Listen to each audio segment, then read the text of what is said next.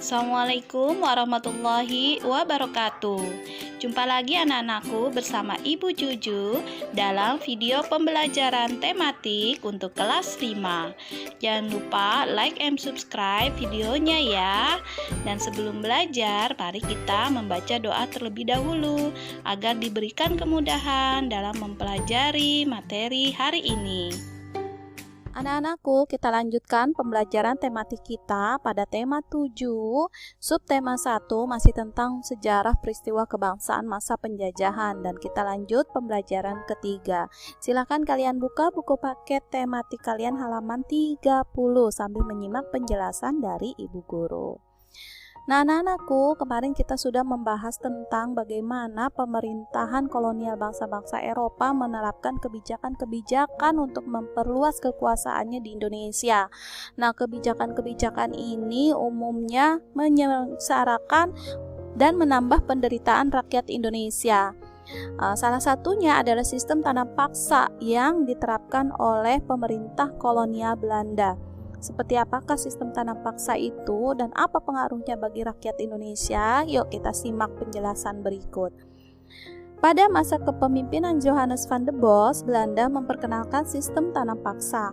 Sistem tanam paksa pertama kali diperkenalkan di Pulau Jawa dan kemudian dikembangkan di luar Pulau Jawa. Di Sumatera Barat, sistem tanam paksa dimulai sejak tahun 1847. Saat itu penduduk dipaksa untuk menanam kopi dan menyerahkannya kepada pemerintah kolonial Belanda. Sistem yang sama dilaksanakan juga di tempat lain seperti di Minahasa, Lampung, dan Palembang. Untuk kopi dijadikan tanaman utama daerah Sumatera Barat dan Minahasa, sedangkan lada menjadi tanaman utama daerah Lampung dan Palembang. Di Minahasa berlaku juga kebijakan sama yang pada tanaman kelapa. Nah, pelaksanaan tanam paksa ini banyak terjadi penyimpangan. Di antaranya, yang pertama, jatah tanah untuk tanaman ekspor, kopi, lada, dan kelapa tadi ternyata melebihi 1/5 tanah garapan, apalagi jika tanahnya subur. Jadi anak-anak, jika ada seseorang memiliki 1 hektar tanah, maka 4/5-nya itu diwajibkan untuk menanam tanaman ekspor dan hasil panennya harus diserahkan kepada kolonial Belanda. Sisanya yang 1/5 itu baru boleh digunakan untuk sebagai ladang, ya, ladang kebutuhan hari-hari.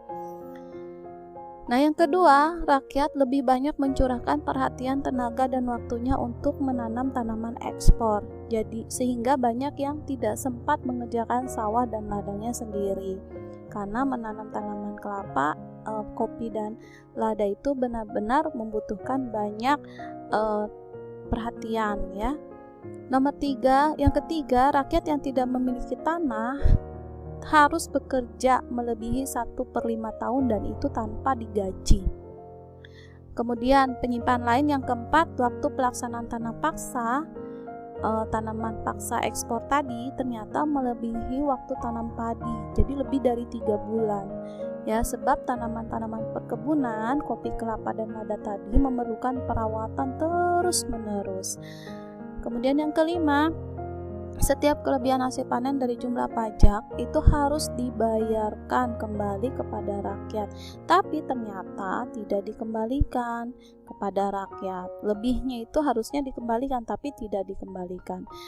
Nah, yang keenam, kegagalan panen tanaman wajib menjadi tanggung jawab rakyat atau petani. Jadi kalau petani hasil panennya gagal, maka dia menanggung kerugiannya sendiri.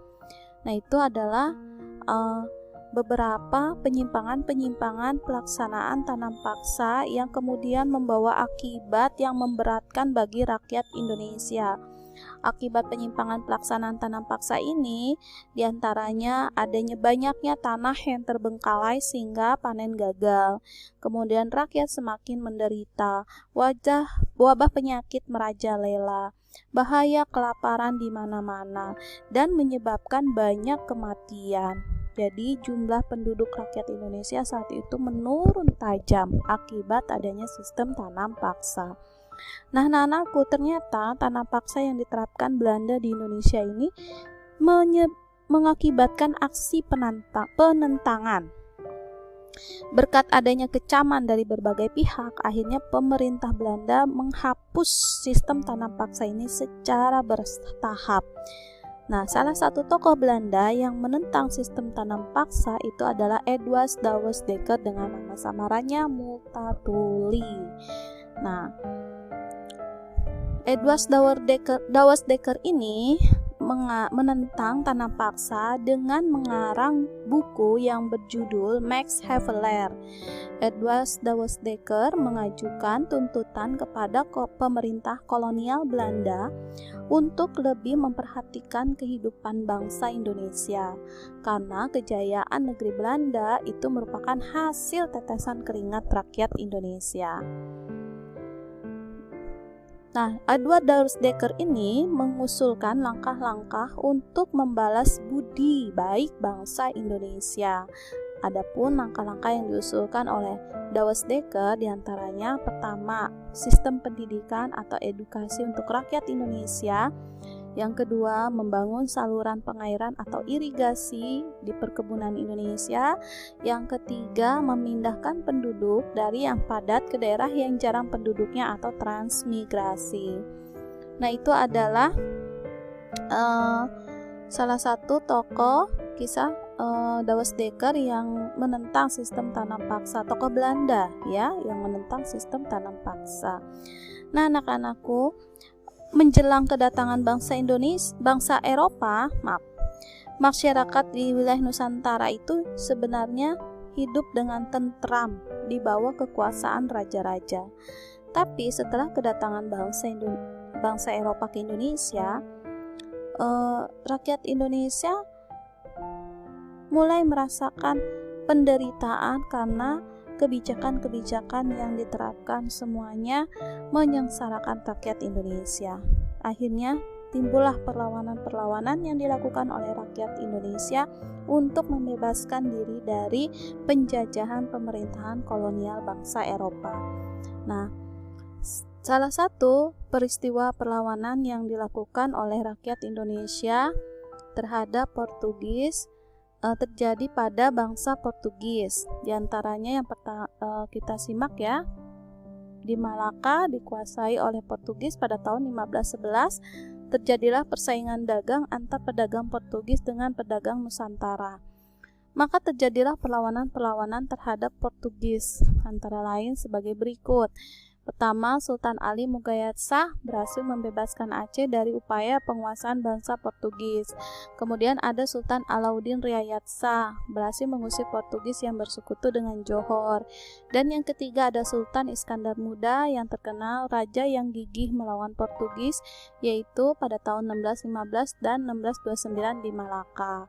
Selain di Malaka, ada juga rakyat Ternate yang dipimpin oleh Sultan Hairun yang bersatu dengan Tidore melawan Portugis sampai akhirnya Portugis terdesak sehingga sampai mendatangkan bantuan dari Malaka yang dipimpin oleh Anthony Galvo. Akhirnya Portugis masih tetap mampu bertahan di Maluku. Tahun 1565 rakyat Ternate bangkit kembali dipimpin oleh Sultan Hairun. Tetapi Sultan Hairun kemudian ditipu dan ditangkap kemudian dibunuh oleh Portugis. Perlawanan rakyat Ternate akhirnya dilanjutkan Sultan Babullah, yaitu anaknya Sultan Hairun.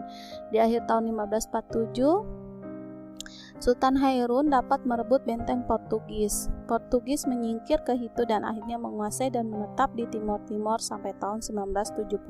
Itulah peristiwa perlawanan yang dilakukan rakyat Indonesia terhadap Portugis. Nah, terhadap penjajahan Belanda juga terjadi perlawanan-perlawanan.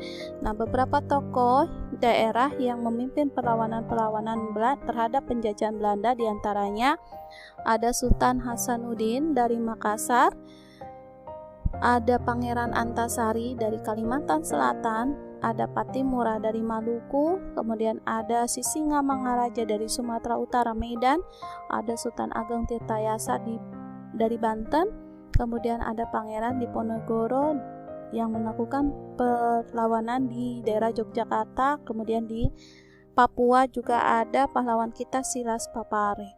Semua ini adalah pahlawan-pahlawan Indonesia yang berjuang mati-matian untuk membela rakyat Indonesia, untuk membebaskan rakyat Indonesia dari penjajahan Belanda. Nah, anak-anakku, kita lanjutkan pembahasan berikutnya tentang keragaman sosial dan budaya di Indonesia. Apa sih budaya itu? Budaya adalah sesuatu yang dihasilkan oleh akal budi manusia. Ada 3 wujud budaya. Pertama, gagasan atau ide, misalnya kepercayaan, mitos. Yang kedua, tindakan, misalnya kayak upacara adat, pesta adat. Dan yang ketiga, berupa benda, contohnya benda dan senjata tradisional. Nah, selain sebagai identitas, kebudayaan juga sebagai kepribadian suatu bangsa.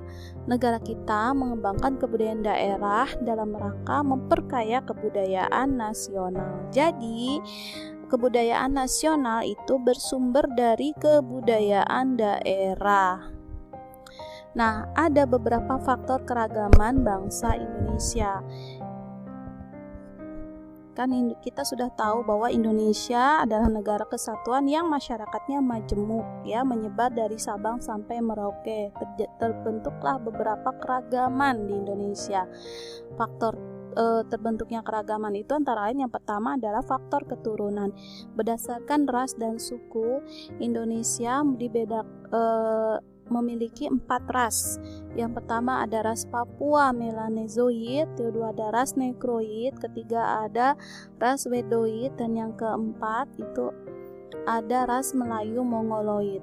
Ras Melayu Mongoloid ini dibedakan menjadi 2, ada ras Proto Melayu atau Melayu tua, dan ada di samping 4 ras yang tadi sudah disebutkan juga ada warga keturunan Cina atau ras Mongoloid, keturunan Arab, Pakistan, India, dan ras Kaukasoid, ya, yang semuanya membaur menjadi warga negara Indonesia. Nanti silahkan kalian baca kembali buku paket tema 7-nya, ya, ada di halaman 38 dan 39. Kemudian berdasarkan suku yang ada di Indonesia, ada 3 unsur pembeda suku, yaitu adat istiadat, bahasa, dan kekerabatan. Nah, contoh suku-suku di Indonesia, misalnya di Sumatera ada suku Aceh, Melayu, dan Batak. Di Jawa ada suku Betawi, suku Sunda, dan suku Osing. Faktor keragaman Indonesia yang kedua adalah perbedaan kondisi geografis. Perbedaan kondisi geografis turut berdampak pada munculnya beragam mata pencaharian. Contohnya seperti perikanan, pertanian, kehutanan, dan perdagangan. Pada setiap bidang tersebut, mereka akan mengembangkan corak kebudayaan yang khas dan cocok dengan kondisi geografis lingkungan tempat tinggalnya. Seperti kemarin kisah tentang bagaimana pemburu paus, ya, di pulau di NTT, dan bagaimana adanya peristiwa festival Manee di di Sulawesi Utara. Mereka itu salah satu cara bagaimana mengembangkan corak kebudayaan yang sesuai dengan kondisi geografis lingkungan tempat tinggalnya. Yang ketiga ada pengaruh kebudayaan luar. Nah, Indonesia itu adalah negara yang terbuka. Keterbukaan ini dapat dilihat dari besarnya pengaruh asing dalam membentuk keragaman masyarakat di seluruh wilayah Indonesia. Pengaruh asing yang pertama itu adalah ketika orang dari India, Cina, dan Arab, dan kemudian disusul oleh orang-orang Eropa. Semua bangsa-bangsa itu datang membawa kebudayaan masing-masing. Nah, sekarang saatnya mengerjakan tugas. Ibu kasih tugas ada 5 soal. Kalian catat ya soalnya dan kalian kerjakan. Cari jawabannya di buku tema 7 kalian. Semuanya ada di sana. Ya, baca dengan teliti. Dan jangan membuka Google, ya, supaya pembahasan jawaban kamu sesuai dengan materi atau pembahasan yang kita bahas hari ini. Oke, selamat mengerjakan. Terima kasih. Assalamualaikum warahmatullahi wabarakatuh.